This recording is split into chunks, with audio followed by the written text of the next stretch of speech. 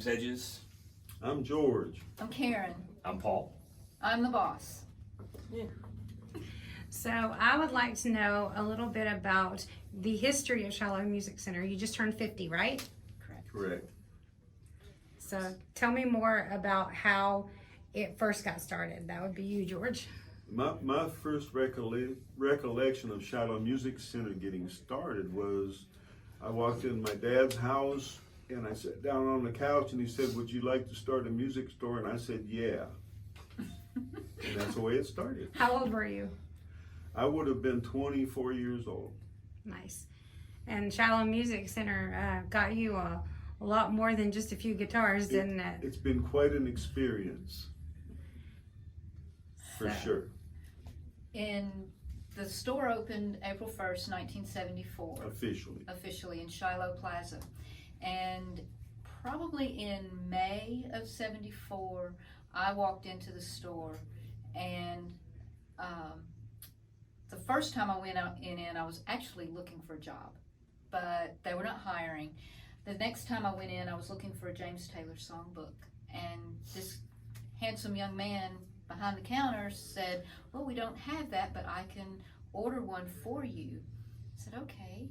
So he did, and I had to get your phone number. he wrote my name and phone number down on a little slip of paper, called me out and asked me on a That date. was efficient. And the rest is history. And this October, we will be celebrating 50 years of marriage.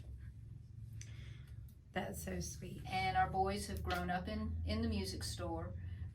From the time they were just able to walk, they've been behind the counter.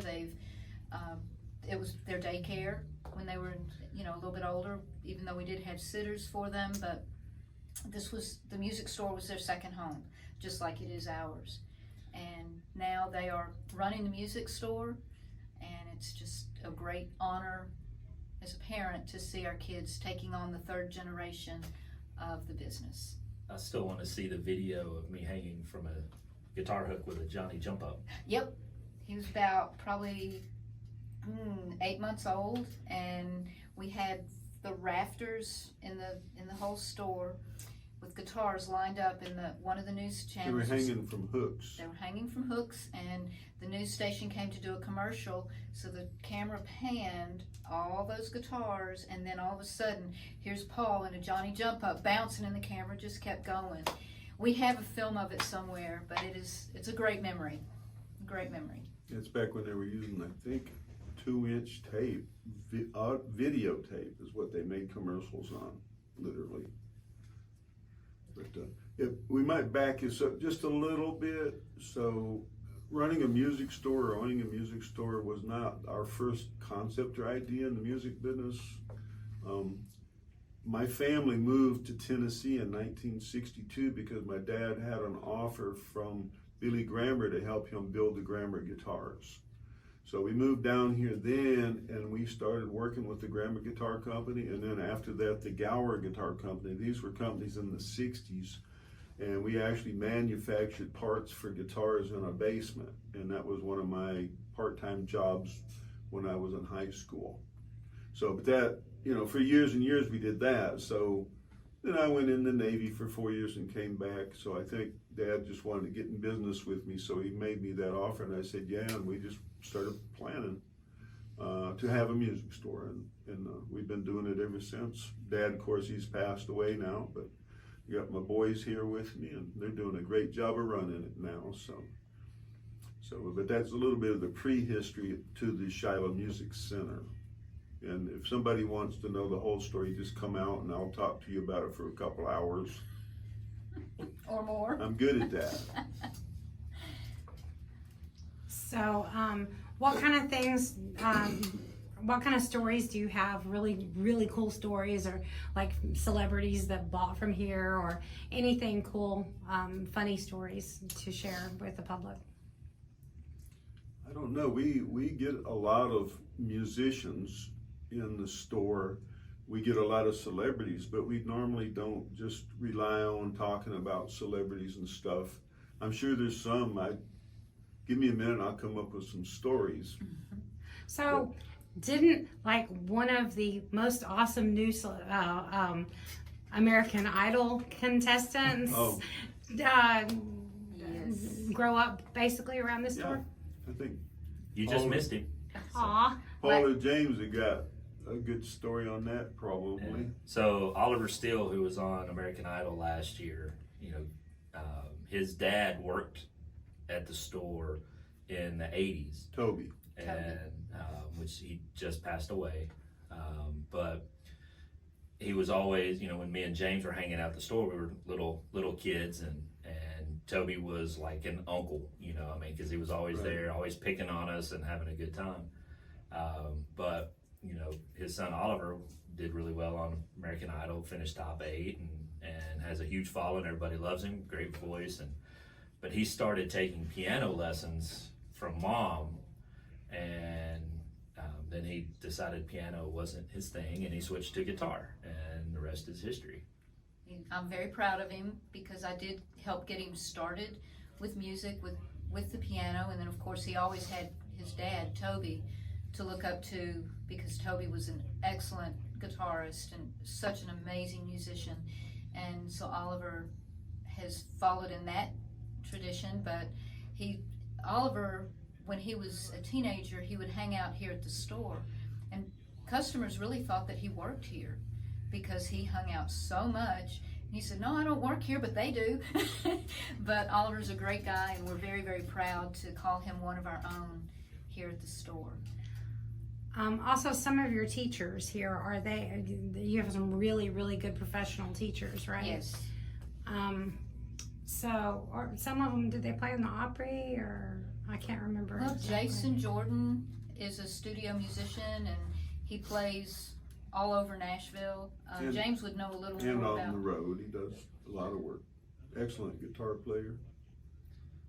And our fiddle teacher is actually making her Opry debut tonight. Is that So, right? Yep. Awesome. So And Tiger Fitzhugh teaches not only here, teaches guitar here, but he also teaches at Cumberland University. And let's see, I'm trying to think. Jules Belmont gigs around different places, He just had an album come out too. and he has an album. But we've got a great staff of teachers that education is like one of their priorities. We've got a staff of 15 teachers and over 500 students a week. And all of our teachers, I'm just so proud of every one of our teachers: piano, guitar, bass, drums, voice, violin, fiddle, what did I miss? Banjo. And so we pride ourselves in having some of the best teachers in the area. Let's see, Dave, our banjo teacher's been here since '81. Mhm. Been teaching since '81, and I guess Tiger started teaching here in the late '80s, but didn't for a while. And then he's back. And then Jim has been here since. Jim taught Moses how to play the lute. So So, now he started here in '89. Yeah. So we've got teachers with long.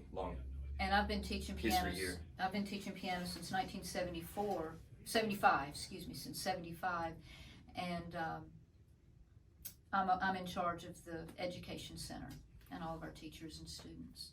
Yeah, our teachers are legitimate teachers. That's one of their priorities is to teach. We do have professional musicians that teach, but I think that they lean on the teaching as being their for sure career. They love what they're doing. They love seeing people learn.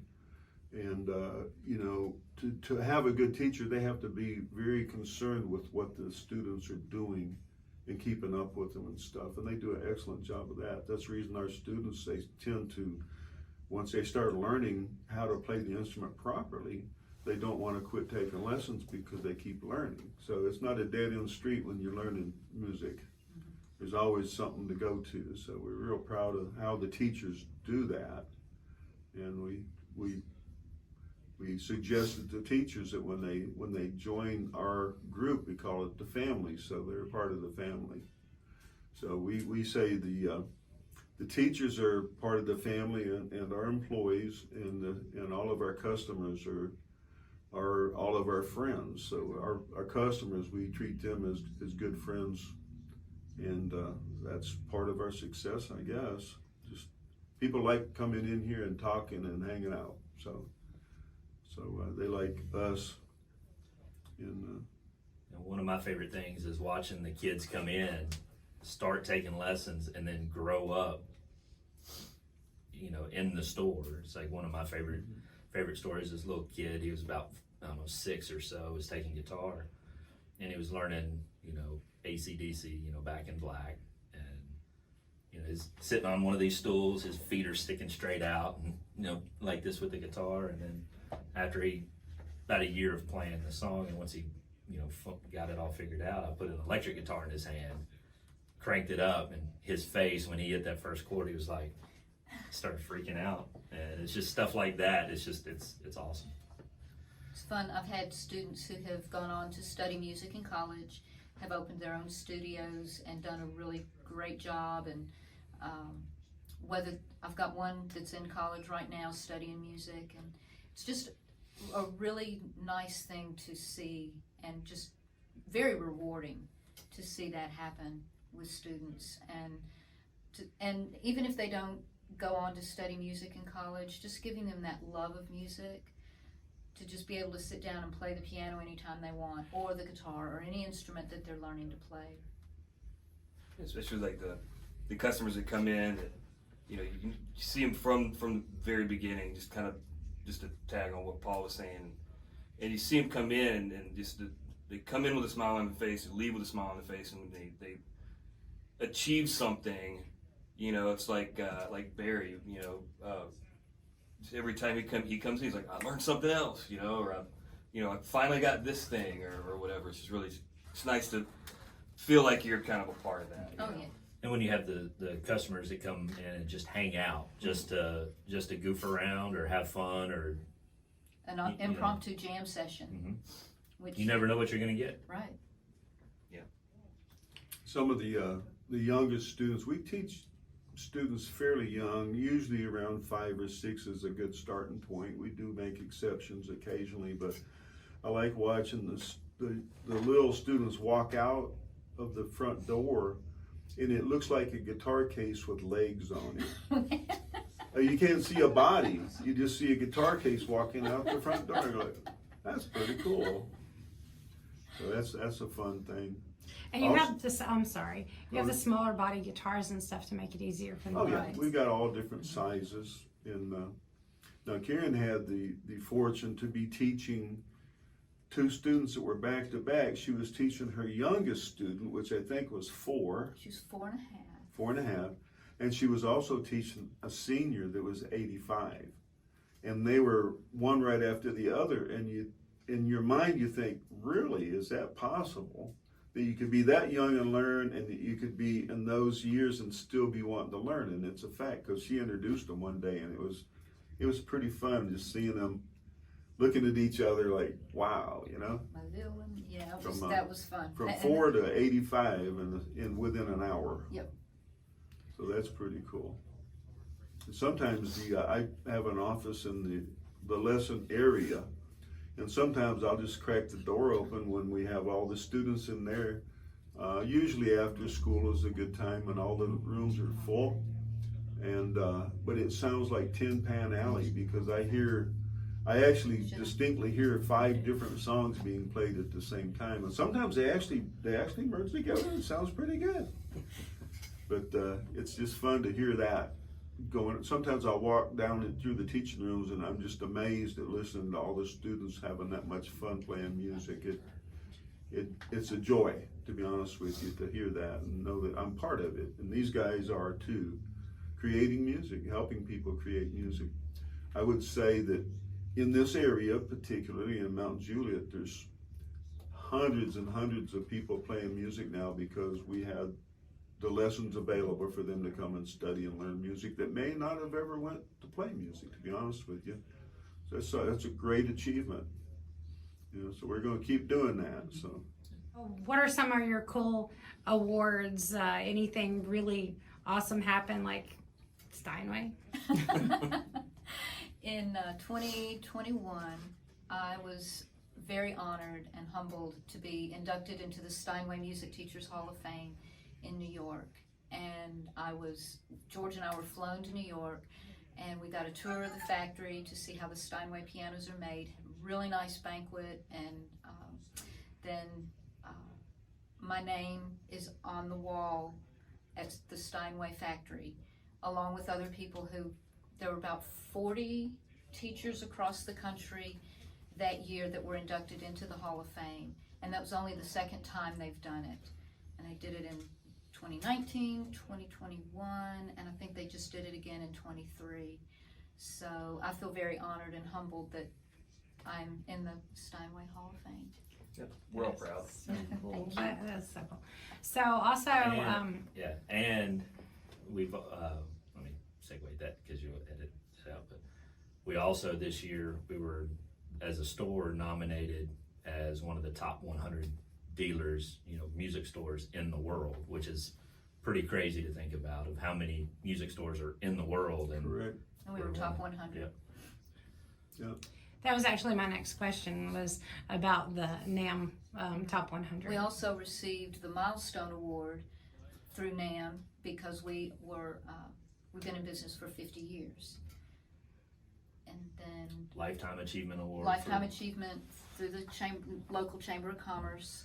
April 1st is now, Shiloh Music Day here in Mount Juliet, which is pretty fitting. A proclamation from our city mayor, James Manis. So, and then And we are having, I guess I can say we're having an event on June the 1st at Charlie Daniels Park. We're gonna have music all day long, or most of the day. Just check for the exact times, with live music and bands, and Craft fair, craft food fair, trucks. Food trucks. If you've never been to Charlie Daniels Park, come by, because it's a nice place to walk around and just enjoy, hopefully, a real pretty spring day. it's going to be a gorgeous day. And come stop by, if not stay the whole day. But I would say possibly bring a lawn chair or two, because they have some benches there, but they get filled up pretty fast. So come plan on sticking around, eating some food, and shopping some of the booths that are there. But we're looking forward to that. It's just a kick back and have fun in Mount Juliet Day is what it is. So we're happy to do that. Another aspect of the store that we haven't really touched on is our repair department, and James can talk a lot about that because that's what he does. He is Fender and Martin authorized, Warranty authorized. So tell us yeah. about your. Let's just go back, I guess, a few decades. A few decades. few years. So when did you decide you wanted to do that, James? Well, I mean, I'd like to think I was probably around 10 years old. I think maybe before that you were always watching what George was doing. It's his story. I know, Yeah. but I That's fine. that's us. Yeah, it's probably around 10, maybe a little younger, but I just was always kind of fascinated. Dad had, the shop at the store, and then he had a shop at home, and I would always just kind of just go in and see what he was doing, see what he was fixing. And probably not long after that, got towards the, being finished with one and said, hey, string this up. It's just like, Right. hand them off to me when he was kind of finishing them up, and I pretty much kind of started doing repairs in reverse, because we would get to a point and say, oh, we can finish this one up, so just kind of started doing that and learning everything I could, and all through middle school, I'd hop a different bus to get to the shop and work a couple, 2 or 3 days out of the week, and by the time I was 16, 17 years old, I was refretting guitars and Right. doing some pretty major work, and just remember- kind of enjoyed it. Just always, it kind of, I think because I started so early, everything else just kind of came, not naturally because I learned everything from him, but it helped that it was just at an early age, I guess. That's not what you say. You say that you're teaching me stuff now. Well, I was going to get there. Oh. But I remember in high school, your senior year, that you took it as a co-op. Oh yeah, I did class. the co-op class. So I went to I got credit for working at the shop. You know, I was able to leave school early and get some class credit, you know, for that. But yeah, and then gosh, aside from that, like we got Jay working in the shop. Jay's been with us for 30 years, maybe? not quite. No, about 20. I think it's been 20 years. He does guitar and amp repair. He is also Fender warranty service. Let's see. Trying to think. Yeah, I mean, I think I counted up. I mean, it was kind of shocking the volume we do, but between me and Jay, we probably do about 50 to 60 repairs a week. I think is about what it is, and most of our customers anywhere from say hobbyists to studio to live to artists to whoever, and we take care of a lot of the guys that play Broadway downtown, a lot of the guys that play just anywhere around town. We're kind of a go-to, but yeah. I guess I don't know what else to really. Well, most people don't realize that if you buy a guitar, no matter where you buy it at, except here, I mean, but if you buy a guitar online or you buy it at most stores or box stores or something, that they don't actually play as good as they should. Or even the guitar that was passed down or somebody was given or anything. If you get one that was given to you from your dad or granddad or uncle, they probably need some adjustments and some work and stuff. And we're very confident that we can make the guitars play as good as they can possibly play. Even inexpensive guitars. So we don't draw a line on what level of guitars that we'll work on. We work on guitars that are worth $150, and we work on guitars that are worth $50,000. So it don't matter to us. We're capable of doing all that, including restoring antique guitars and stuff.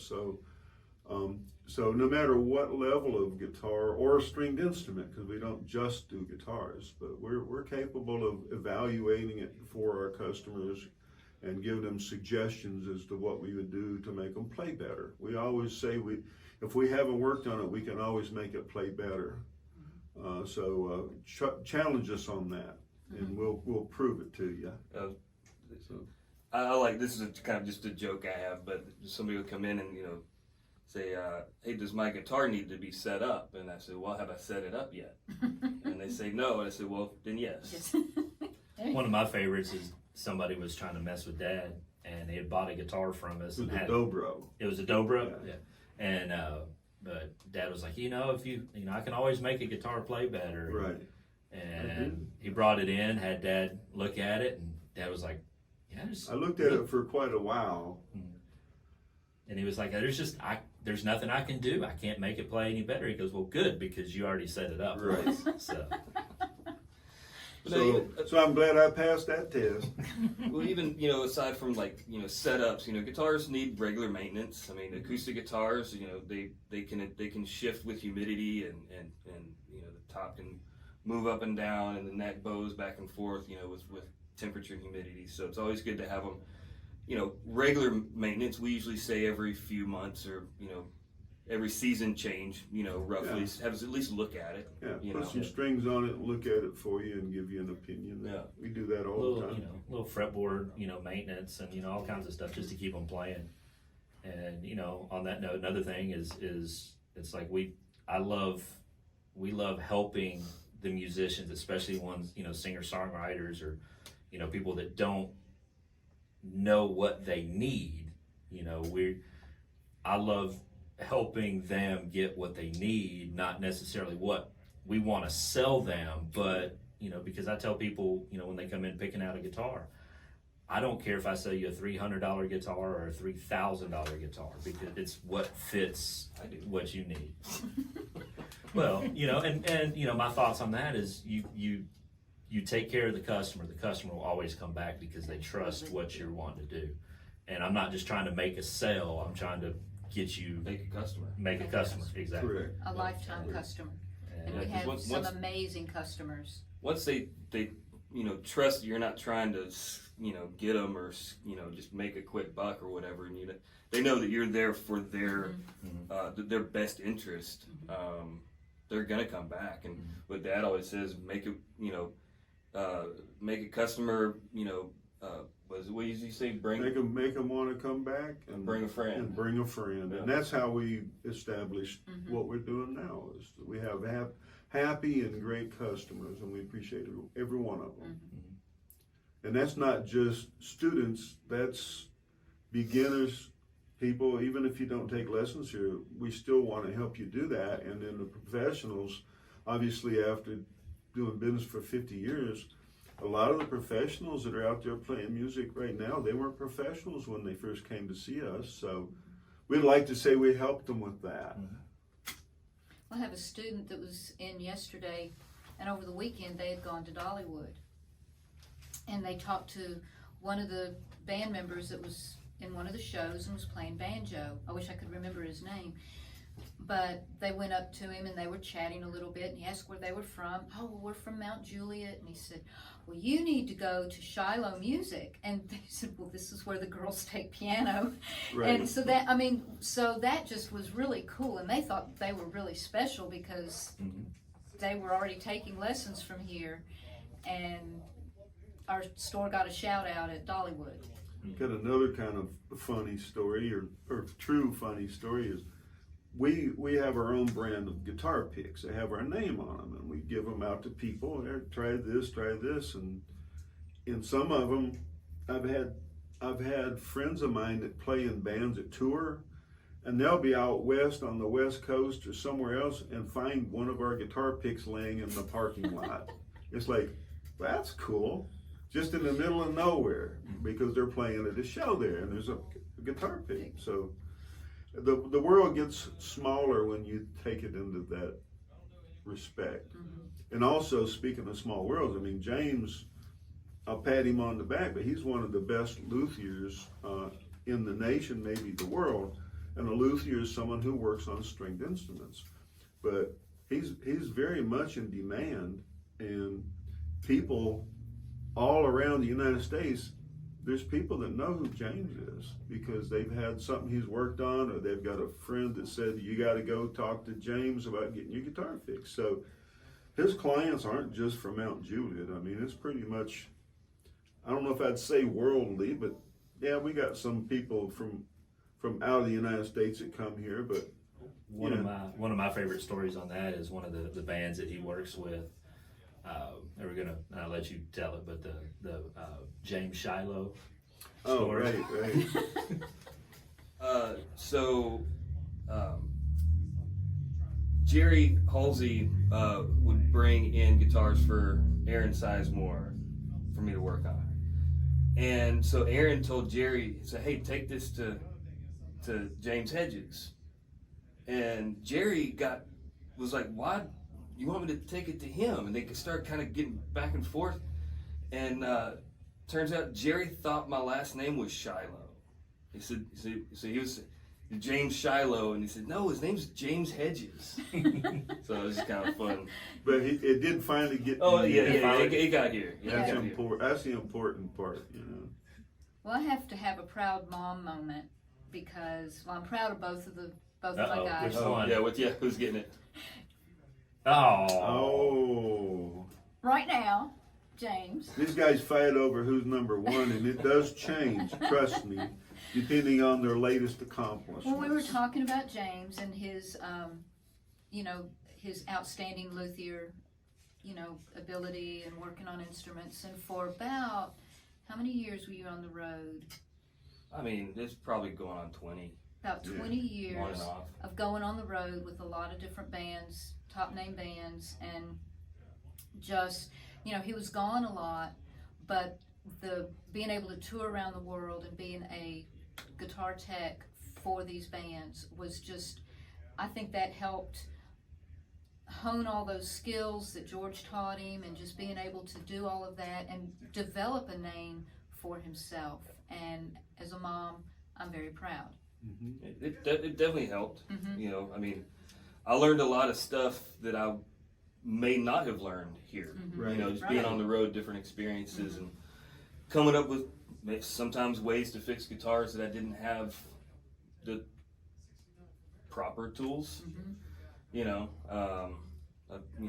fixing broken guitars and gluing them up and laying them in the bunk for a Yeah. couple days. You know, The bands on the road, they do break a lot of guitars. It ain't them, it's the shipment companies and the airlines and stuff, so. Well, that and when you're using something, and that's another thing, you know, that we like helping people with. And people don't realize that a guitar is a tool, you know, Correct. when you're playing out all the time. So if you're playing a guitar 4 hours a day, every day, that's a lot of wear on a guitar. And, you know, it's just like with, you know, with your car or anything else, the more you use it, the more you got to maintain it. And, you know, there's things you can do and tricks and all kinds of stuff you can do to make your guitar play the way you want it to for a longer period of time. Right. So, yeah. And the maintenance does play a part in that. Absolutely. Well, I can't brag on one without bragging on the other. You shouldn't. Oh, let me think. No. You shouldn't do that. Paul was in the army for 22 years, serving our country and touring. You know, have a couple of deployments. I was touring the world for different reasons. For different reasons. They both toured the Right. world. But You were still in maintenance. That's Yeah. it. When Paul retired from the army, he made the decision to come and work back here at the store full time. And that has just been, you know, my heart just bursts because of pride, because of both of the guys and how they have done with their life. I mean, the 50 years is all because of me and James anyways. So. All 50 of them. No, the next 50 are y'all. Next 50 are y'all.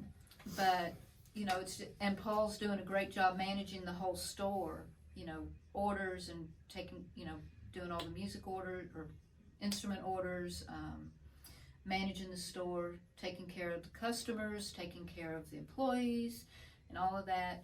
James in the repair, me in the education, George. Dad on this Harley. Yep. Paul's As much the, as he can. Paul's the sergeant of the music business. And I'm the boss lady. I have a sign at home that says We boss allow her lady. to be the boss.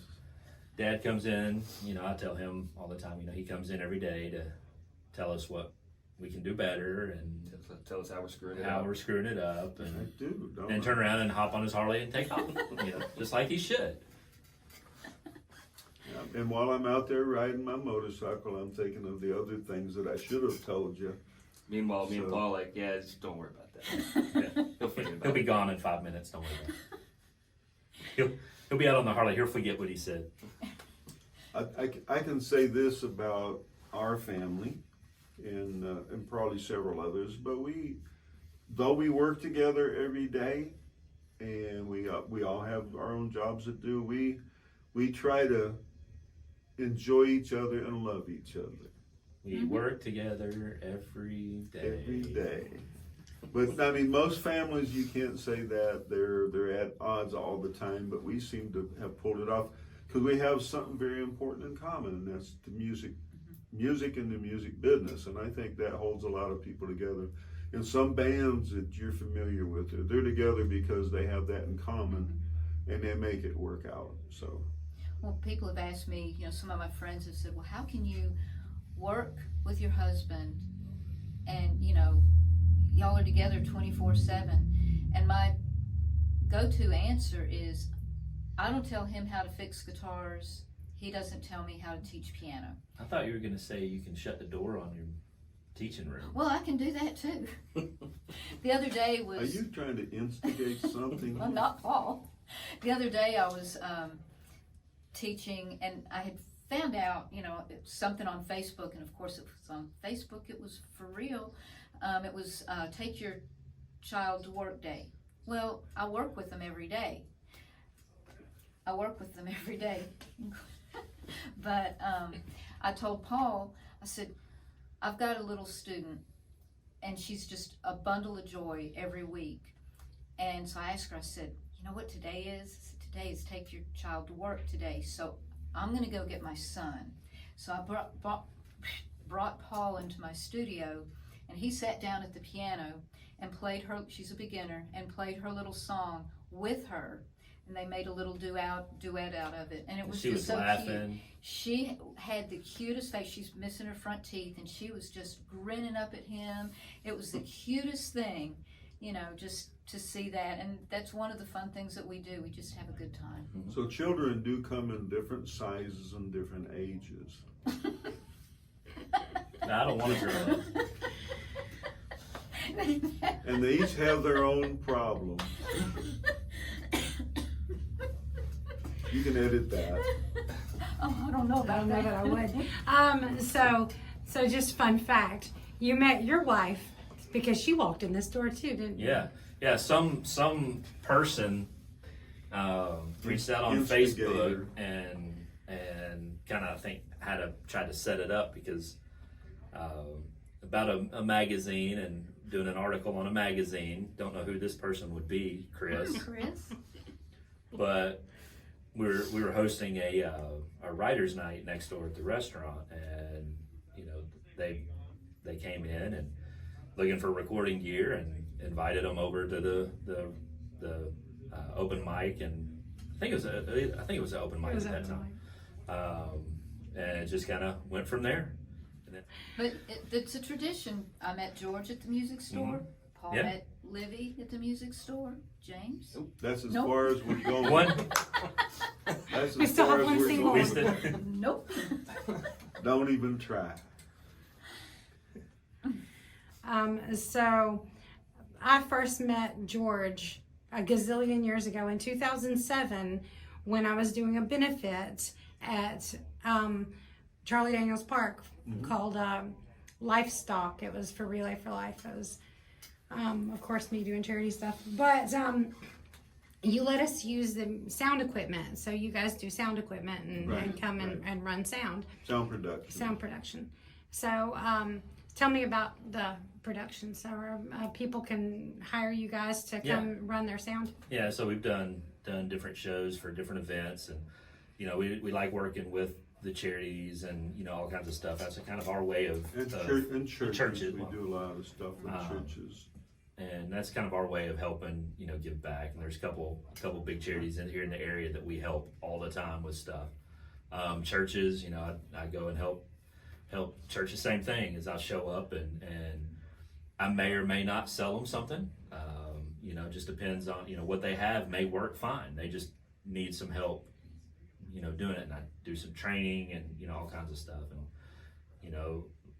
live sound is something I've been doing since I could walk, essentially. I mean, when I was a little kid, Dad would have me, and James too, both of us running cables under stages and all kinds of stuff. And where James was always on, real big in the guitar repair side, I was always helping, with, one of my first memories of that, other than just running stuff around, was we did a show, I think it was in Jamestown, with the big, it came a flood and the tarp broke over the mixer, and we were in a hotel room that night. We went and bought a bunch of hair dryers, and I was helping to pull the board apart, being a little kid, helping take these boards apart to dry everything out for the show the next day. So we took a big music mixer console completely apart in a hotel room because it was full of water. We had to dump water out of it, and we bought hair dryers, and we're sitting there for hours just taking the hair dryer and drying the water out of it, and it worked the next day. it worked. That was Jamestown at the park downtown. I remember There was that, and then me, you, and the other guy that was helping us, sitting on stage after everything was done, just sitting there, just talking and having a good time. So, but Paul's very good at it. The sound equipment for doing live shows has kind of changed quite a bit in the last 20 years. So I'm still an old schooler with the old equipment, but I'm getting used to the new stuff. But Paul's really good with all the digital equipment. So there's some things you can buy now that makes the old stuff obsolete. So if you need some help with something like that, just give us a call. We usually come out for free just to evaluate a sound system and try to help you figure out what you need to do to make it better. And that, whether it's a church or a venue or a Schools. municipality or a school, you know, we do that for free in the area, just so that we can help you figure out what problems you have and then give you an idea how to fix those problems. So Yeah. we don't try to sell a whole brand new sound system. We say, what have you got now that we can use that you don't have to buy, and let's just make what you got better if possible. So, but that's a free service we do, so we don't mind doing that. One of the things that Paul does, at least once or twice a year, is helping out with the schools when they do their plays, Correct. with their musicals. And there are some talented kids Oh, in yeah. these schools, because I've Pretty gone to amazing. watch their productions, and these kids are incredible from either middle school or elementary school. And it's something they I are love great. doing, because it's like, I don't want, you know, everybody's in, you know, different elementary schools or middle schools, and they don't always have the best sound equipment for, you know, or it's a gym that's also a theater, or cafeteria that's also a theater, and some of that stuff is really tricky to pull off, and you've got to have the right equipment. But I love doing that because the kids enjoy it because they don't have to worry about it. You know, the music directors, you know, they can focus more on Correct.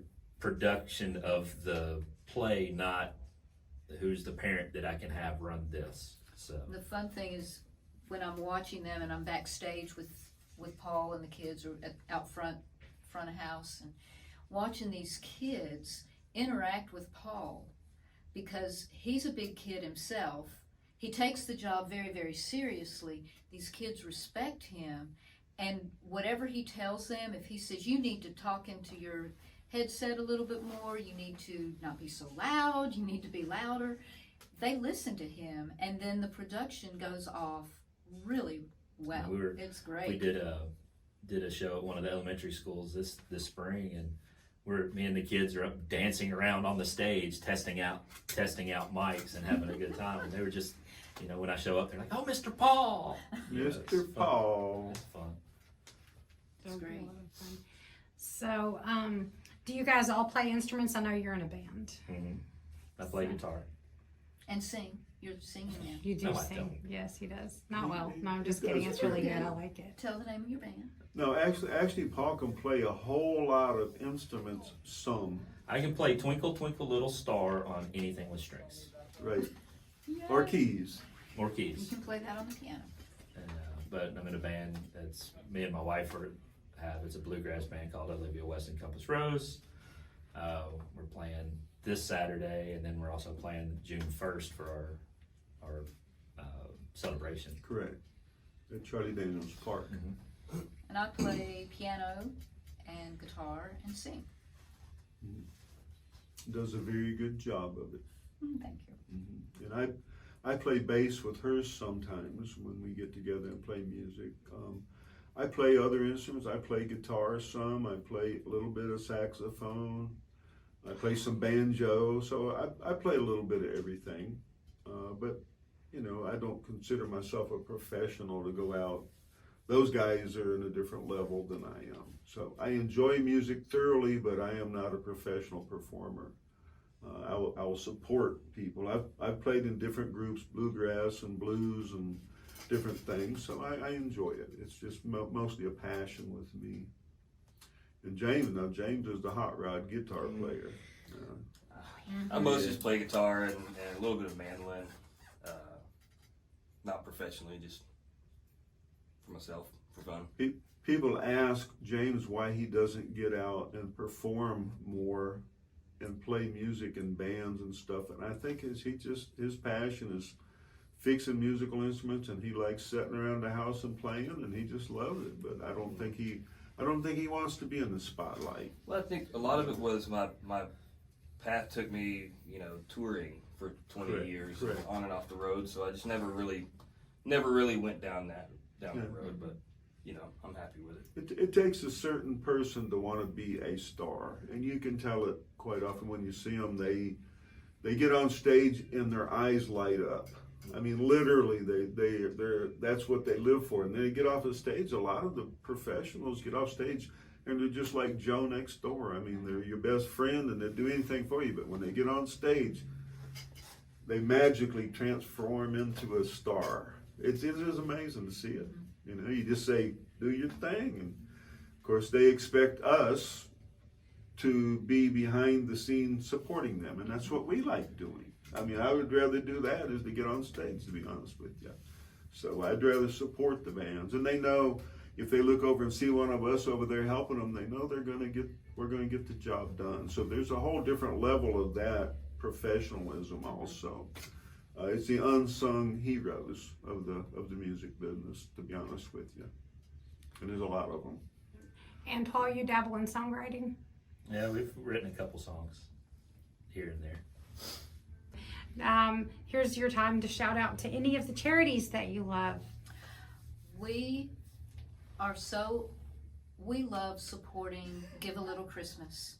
I'm an elf with Chris and Livy made me an honorary elf with Give a Little Christmas. I'm Pixie the elf. I love helping with this charity every December. Well, summertime. All year we collect toys for the children in the community that need a nice Christmas. And we have, how many did we give? 650. 650 children got a Christmas last year because of Give a Little Christmas. And most of them got exactly what they wanted. Yes. And then unless they wanted a brand new jet airplane. They didn't get that. They didn't get that. But we support this charity 150%. And watching people pick up the gifts for their children is just beautiful to see, because they would, everybody's going to fall on hard times sometime or another in their lives. And when you think about children that may not get a Christmas, then that just breaks my heart. And I know that's how Chris and Livy got this started, just because children needed a Christmas. And well, especially these days, there's a lot of families.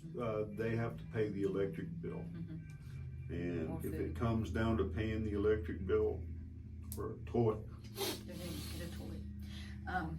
And George and I have adopted families, and we go shopping. Yeah, you can do that. I have a blast shopping for these little ones, especially little girls, just because I have boys, and I didn't get to buy all the little girly toys. Yeah, but they wouldn't have liked that. No, but I split it up between boys and girls and find a family that I just know that I want to shop for. And I think last year I adopted 2 different families. And you can always adopt a family, you can drop toys off. We are a drop-off here. At Shiloh Music. Right here at the store, and during pretty much November and December we have a big collection box, but we probably should put a collection box year round. Where can they go to find more information on that? Give a Little Christmas. GiveALittleNashville.com/GiveALittleChristmas, or my Facebook page, Give a Little Christmas. Yeah. We can put links on Yeah. in the article on where you can donate year round toys or money. And if you have any questions, just call us and we Call can us. help. Well, that or we'll have a page on our new website that we can help spread that information. ShilohMusicCenter.com. ShilohMusicCenter.com. If you haven't visited that website, you ought to go. It's pretty cool. It's brand new. There's tons of stuff, but you're going to have to come to the store to find out the rest of the stories. One of the things I can honestly say is that we love what we do. When I go in to teach my lessons, it doesn't matter what kind of a morning I've had, what kind of day I've had. I can go in and teach. Mm-hmm. And it's awesome.